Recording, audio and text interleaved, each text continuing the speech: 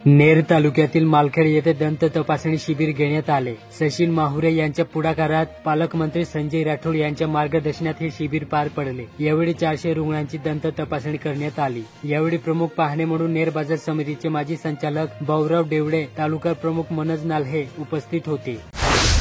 वणी येथील बाजार समिती परिसरातील भाजी मंडीत पावसामुळे चिखलाचे साम्राज्य पसरले, त्यामुळे व्यापाऱ्यांना प्रचंड मनस्ताप सहन करावा लागत आहे। याकडे बाजार समिती प्रशासनाने लक्ष द्यावे अशी मागणी भाजी व्यापाऱ्यांकडून केली जात आहे। मारेगाव येथे वेगावचे सुपुत्र किसान शिक्षण प्रसारक समिती वेगावचे सचिव तथा आमदार संजय देरकर यांच्या संस्थेत प्रथम आगमन प्रसंगी जगन्नाथ महाराज विद्यालय वेगावच्या वतीने शाल व श्रीफळ देऊन सत्कार करण्यात आला। हा सत्कार विद्यालयाचे मुख्याध्यापक नरेश वाघमारे तथा विद्यालयाचे सर्व शिक्षक, शिक्षिका व शिक्षकेतर कर्मचाऱ्यांच्या वतीने करण्यात आला। वणी तालुक्यातील राजूर कॉलनी येथे एका 18 वर्षीय युवतीने राहत्या घरी गळफास घेऊन आत्महत्या केली। ही घटना गुरुवारी दुपारी 3 वाजेच्या सुमारास घडली।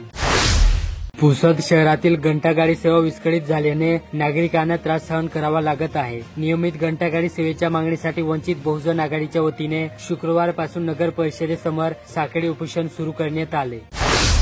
पारडी निंबी येथे करिअर व कायदा विशेष संवाद या विषयावर पुसद तालुक्यातील ग्रामीण भागाला सहाय्यक पोलीस अधीक्षक तथा उपविभागीय पोलीस अधिकारी हर्षवर्धन बीजे भेटी देत आहेत। मांडवा गावाला भेट देऊन संवाद साधला।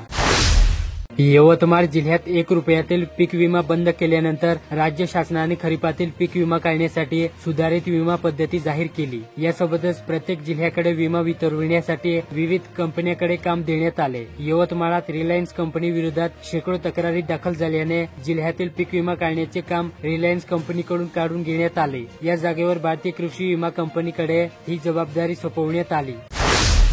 पुसद तालुक्यात शुक्रवारी पुसद मधील शिवाजी नगरात असलेल्या नाल्यात काही शाळेकरी विद्यार्थी पोहायला गेले असता यातील एकाचा मृत्यू झाला, तर एकाला शासकीय रुग्णालयात उपचाराकरिता भरती करण्यात आले। ही घटना सायंकाळी 4 वाजताच्या सुमारास घडली।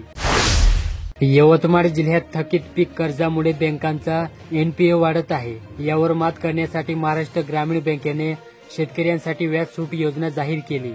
शेतकऱ्यांनी 30 सप्टेंबर पर्यंत थकीत कर्जांचा भरणा केला तर त्यात विविध सूट दिल्या जाणार आहेत। यवतमाळ जिल्ह्यात प्राथमिक आरोग्य केंद्र व उपआरोग्य केंद्रात कार्यरत अंशकालिक महिला परिचारांना किमान वेतन देण्यात यावे या मागणीसाठी जिल्हा परिषद महिला परिचार महासंघाच्या नेतृत्वात जिल्हा परिषदेत धडक दिली। मागण्या पूर्ण न केल्यास 1 जुलैपासून बेमुदत काम बंद करण्याचा इशारा सीओंना निवेदनातून दिला।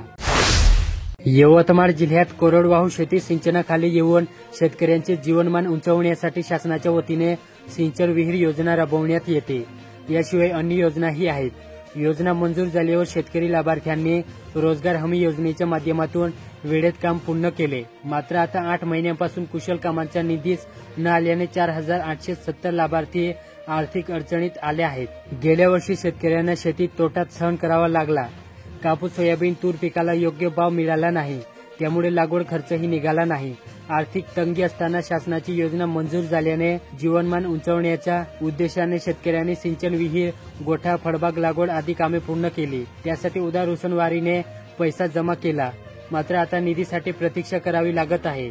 रोजगार हमी योजना कार्यालयाच्या वतीने शासनाकडे कुशल कामाच्या 45 कोटी 50 लाख रुपयांच्या निधीची मागणी शासनाकडे केली।